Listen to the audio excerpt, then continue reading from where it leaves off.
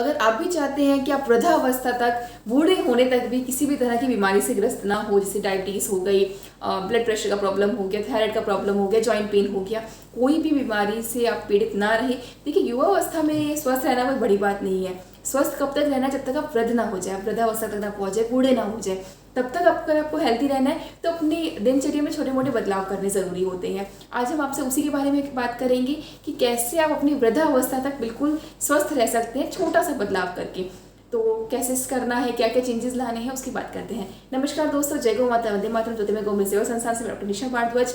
अब हमें आज का जो टॉपिक है हमारा, वो है जो फूड्स, जो हमारे खाने की चीज़ें हैं, वो भोजन जो हमें रात को नहीं खाना है। देखिए, कुछ भोजन है, जो कुछ चीज़ें हैं जो केवल सूर्य की जो रोशनी है, सूर्य का जो ताप है, उसी समय बचती है। कुछ चीज़ें ऐसी होती है जो सूर्य का ताप नहीं है तो उस समय डाइजेस्ट नहीं हो पाती, बॉडी को डाइजेस्ट ही नहीं कर पाती, तो उन सब चीज़ों को हम अवॉइड करेंगे। अब कैसे, कौन कौन सी चीज़ें हैं? तो सबसे पहले हम बात करेंगे वाटरी फूड के बारे में। वाटरी फूड मतलब वो भोजन जिसके अंदर लिक्विड ज़्यादा है। देखिए, हम अक्सर कहते हैं कि तरल पदार्थों का सेवन अधिक करें, जैसे लिक्विड डाइट ज़्यादा लीजिए, लेकिन रात को कौन से वाटरी फूड्स आपको अवॉइड करने हैं, तरल पदार्थ आपको अवॉइड करने हैं, उसके बारे में बात करते हैं। तो सबसे पहले तो तरबूज नहीं खाना है। फ्रूट्स है ना जिसके अंदर लिक्विड ज़्यादा है, पानी ज़्यादा है, तरबूज को अवॉइड करना है। कोकोनट वाटर को अवॉइड करना है। दही नहीं खाना है, छाछ नहीं लेना है। देखिए, इन सब चीज़ों में पानी है तो इन सबको अवॉइड करना है। अब क्या होता है, जब हम कुछ पेशेंट्स को ये समझाते हैं कि आपको वाटरी फूड्स अवॉइड करने हैं, तो उनका वापस ऑब्जेक्शन भी आता है कि अच्छा, जब ये सब चीज़ें अवॉइड करनी है तो दूध क्यों पीना है? उसमें भी तो लिक्विड चीज़ें हैं, उसमें भी तो पानी की मात्रा है। बिल्कुल है। दलिया क्यों नहीं अवॉइड करना? हम तो कहते हैं ना, दलिया खाओ, रात को खिचड़ी खाओ, हल्का आहार लो, अल्प आहार लो, तो इनके अंदर भी पानी है, तो आप इनको अवॉइड क्यों नहीं करवाते हैं? तो देखिए, ये जो चीज़ें हैं ना, जैसे मूंग की खिचड़ी हो गई, दलिया हो गया, या फिर दूध हो गया, आप सूप का सेवन कर सकते हैं, गर्म पानी का सेवन कर सकते हैं। इन चीज़ों का आपको सेवन इसलिए करना है क्योंकि ये जो चीज़ें हैं ना, ये अग्नि पर पकी हुई है। अब इस समय क्या हो रहा है, रात को जो काम सूरज की रोशनी में करता है, जैसे हमारी जो बॉडी सूरज की रोशनी में जो चीज़ें बचाता है, अब ये इस समय जो अग्नि पे पका हुआ भोजन है ना, ये अग्नि हमारे लिए सूर्य की तरह काम कर रही है, तो हम इसलिए इन चीज़ों का सेवन कर सकते हैं। अब जैसे तरबूज है, नारियल पानी है, लस्सी है, ये सब तो आप इस पे अग्नि पे नहीं पका सकते ना, आँच पे नहीं पका सकते, तो इन सब चीज़ों का अवॉइड करना है। अगर आप इन चीज़ों का सेवन कर ले तो क्या होगा, अगर आप इनका सेवन करते हैं ना, तो सबसे बड़ी जो प्रॉब्लम है वो है कि यूरिन बहुत ज़्यादा पास होगा। अगर यूरिन फ्रिक्वेंटली पास होगा तो क्या होगा कि हमारी नींद डिस्टर्ब होगी। देखिए, अगर आप, क्या होता है, रात को सोते समय अगर बार बार पेशाब आ रहा है तो कुछ लोग अवॉइड भी कर देते हैं या कंट्रोल कर देते हैं। अगर आप कंट्रोल करेंगे तो प्रोस्टेट ग्लैंड और रिप्रोडक्टिव पार्ट पे आपके असर करेगा, तो वो भी नुकसान ही तो करेगा। इसलिए ऐसी चीज़ों का सेवन ही मत कीजिए ना, कि ये सब चीज़ें दिक्कतें हो। तो सबसे पहले हमें क्या अवॉइड करना है? Watery food. सेकेंड बात करेंगे हम कि जो चीज़ें ठंडी हो, ठंडी चीज़ों को बिल्कुल ही अवॉइड करना है। देखिए, हम लोग तो packed food, junk food, ice cream, cold drink, इसका सेवन करने के लिए आपको पूर्ण रूप से हमेशा से ही मना करते आए हैं, पर इनका सेवन रात को बिल्कुल ही नहीं करना है।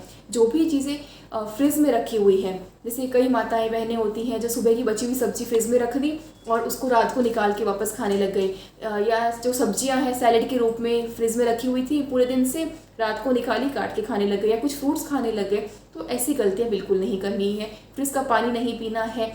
इससे क्या होता है, एक तो सबसे पहली बात, दांत कमज़ोर होते हैं। दूसरी बात, पाचन शक्ति कमज़ोर होती है। जब पाचन शक्ति कमज़ोर होगी, वो खाना पचेगा नहीं, तो सुबह आपको फ्रेश होने में दिक्कत होगी, सुबह मोशन करने में प्रॉब्लम होगी, जब पेट साफ नहीं होगा। अब इसके साथ साथ एक दिक्कत और होती है कि जब आप ठंडी चीज़ें लेते हैं ना, तो आपकी बॉडी में जो टेम्परेचर वेरिएशन कर देती है।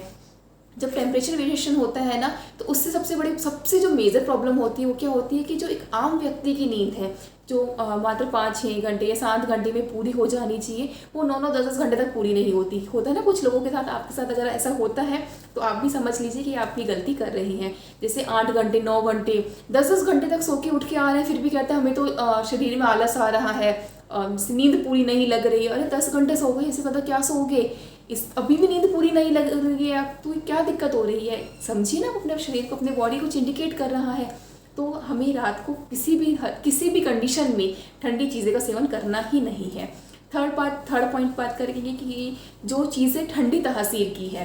देखिए, ठंडी चीज़ें हैं तो वो तो हाथ लगा के पता चल गया कि ठंडी है।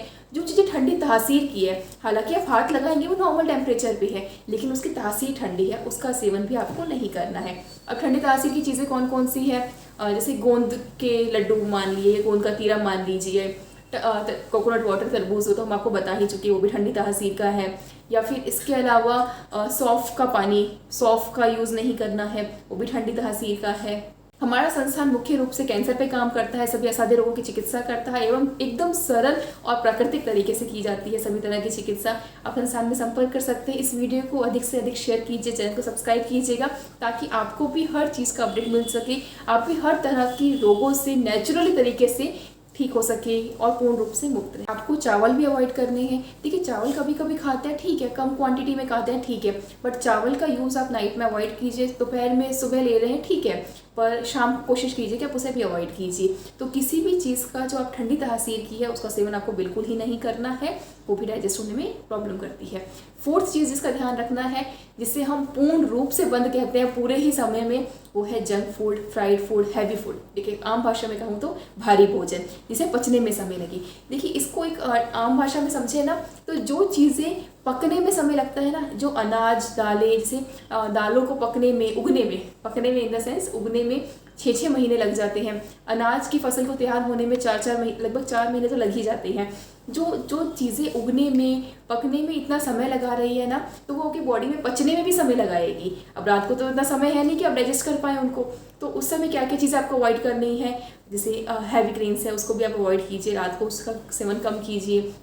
जो साबुत अनाज है उसका सेवन मत कीजिए। जो दाल है और प्रॉपर, जैसे मूंग दाल है ना, आप साबुत मूंग को अवॉइड कीजिए। आप मूंग अगर कटी हुई है जो हाफ टुकड़े में आती है, आप उसका सेवन कर सकते हैं, उसकी खिचड़ी बना के खा सकते हैं, कोई प्रॉब्लम नहीं है, उसमें कोई दिक्कत नहीं होगी। जो सब्जियां पचने में समय लगाती है उसका सेवन नहीं करना है, जैसे कटहल, उसमें समय लगता है पचने में, उसका सेवन मत कीजिए। जो चीज़ें इजीली डाइजेस्ट हो जाती है, जैसे सब्जियों में कद्दू हो गया, तोरी, घिया, टिंडा, आप इन सब का सेवन कर सकते हैं, कोई दिक्कत नहीं है। तो आपको क्या ध्यान रखना है, अच्छा, जंक फूड, फ्राइड फूड का भी आपको सेवन नहीं करना है। तली भुनी चीज़ें रात को नहीं खानी है। मक्खन खाने के जो शौकीन लोग हैं वो भी बिल्कुल अवॉइड कीजिए। मक्खन का, घी का, मीठे का समय सुबह का होता है, रात्रि का नहीं। शाम को ये सब चीज़ें नहीं खानी है।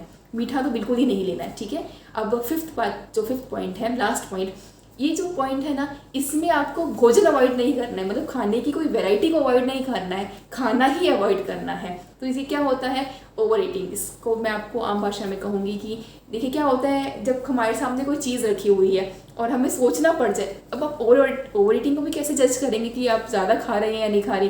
क्या होता है, कभी कभी भूख तो नहीं है लेकिन मन कर रहा है कि थोड़ा सा खा लेते हैं।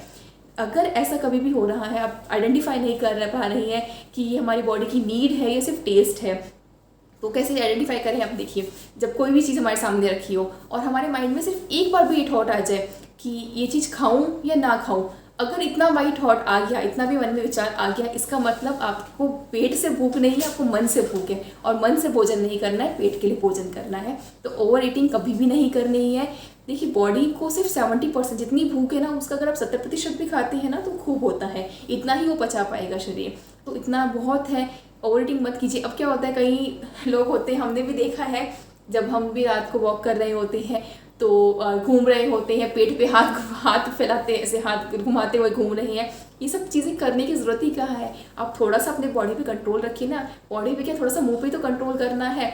तो ओवर ईटिंग नहीं करनी है। शादी में जा रहे हैं, फंक्शंस में, अक्सर क्या होता है आजकल ट्रेंड में है कि सारे फंक्शंस में रात को करते हैं। किटी पार्टी है तो भी, फंक्शंस है तो भी, शादी है, बर्थडे पार्टी, कुछ भी हो, कोई भी फंक्शन है तो रात को करना लोग प्रीफर करते हैं। रात को करते हैं, ओवर ईटिंग करके आते हैं रात को, या तो पेट दर्द होगा, फिर क्या करेंगे, चूरन लेंगे, कोई टैबलेट ले रहा है खाना पचाने के लिए, कोई इंस्टेंट सोडा पी रहा है, कुछ कोल्ड ड्रिंक पी रहा है। अरे ये सब चीज़ों की ज़रूरत ही कहाँ थी। अगर आप कम खाते तो ये सब की ज़रूरत ही नहीं पड़ती। तो इन सब चीज़ों को भी अवॉइड करना है। छोटी छोटी चीज़ें हैं, ये छोटे छोटे बदलाव है अपने जीवन में। देखिए, ये सब बदलाव करने से आपको कोई नुकसान तो नहीं हो रहा है ना, फ़ायदा ही हो रहा है। तो